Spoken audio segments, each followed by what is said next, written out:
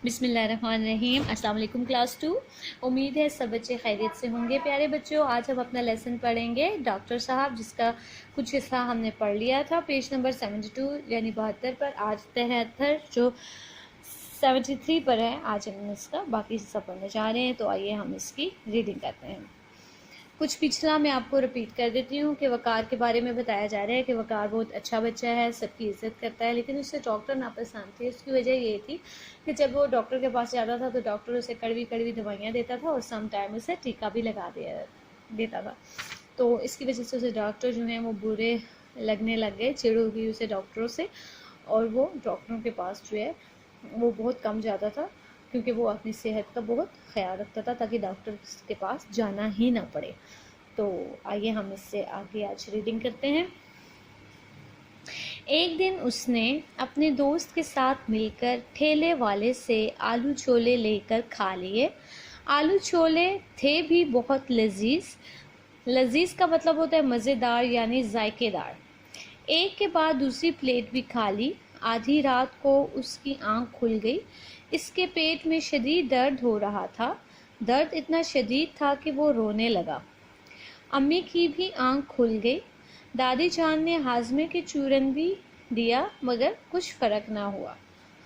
वो दर्द से चिल्ला रहा था और कह रहा था कि हाय अम्मी, बहुत दर्द हो रहा है, उफ मेरी जान निकल रही है। उसकी अम्मी ने घबराकर पड़ोस में रहने वाले डॉक्टर साहब को फ़ोन कर दिया। डॉक्टर साहब का नाम सुनकर वो कहने लगा, अम्मी खुदा के लिए डॉक्टर को ना बुलाएं, मैं ठीक हो जाऊंगा। मगर दर्द था कि बढ़ता ही जा रहा था और वो दर्द से बेहाल हो गया, यानी बुरा हाल हो गया। उसको इतना शदीद दर्द हो रहा था कि उसकी तबीयत जो है वो बिगड़ती जा रही थी। थोड़ी देर में डॉक्टर साहब आ गए। उन्होंने वकार को टीका लगाया। आज उसे टीका लगने की तकलीफ भी महसूस ना हुई, क्योंकि ऑलरेडी उसके पेट में इतना दर्द था कि जब उसको टीका लगाया गया तो उसकी जो सुई है उसको चुभने का उसको फील ही नहीं हुआ। कुछ देर बाद दर्द कम हो गया और उसे नींद आ गई। सुबह वो तरोताज़ा था। उसने रात के वाक़े पर गौर किया तो उसे अंदाज़ा हुआ कि डॉक्टर कितने अजीम होते हैं। अगर रात को वो ना आते तो मैं किस तरह ठीक होता। सब ठीक ही कहते हैं कि डॉक्टर इंसानियत की खिदमत करते हैं, बल्कि मुख्तलिफ़ पेशों के अफराद किसी न किसी तरह हमारी खिदमत ज़रूर करते हैं। वकार ने उसी वक्त दिल में सोचा, मैं भी बड़ा होकर डॉक्टर बनूंगा और लोगों की खिदमत करूंगा। ये वो डॉक्टर साहब हैं जिन्होंने वकार को इंजेक्शन लगाया। जब उसकी तबीयत बहुत ही बेहाल हो गई, बहुत ख़राब हो गई, तो डॉक्टर साहब आए, उन्होंने उसको इंजेक्शन लगाया। पिछली तस्वीर में अगर आप देखें पिछले पेज पर, तो यहाँ पर बताया जा रहा है लजीज छोले और बर्गर लिखा हुआ है।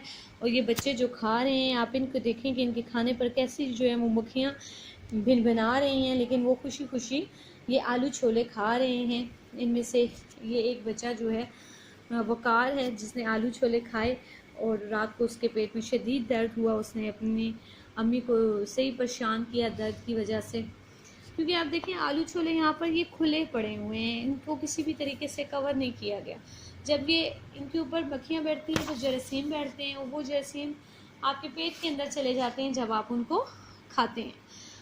तो हमें बाहर की चीज़ें नहीं खानी चाहिए, बाहर की चीज़ें अवॉइड करनी चाहिए, क्योंकि घर में जो खाना बनता है वो बहुत ही बेहतरीन और लजीज होता है।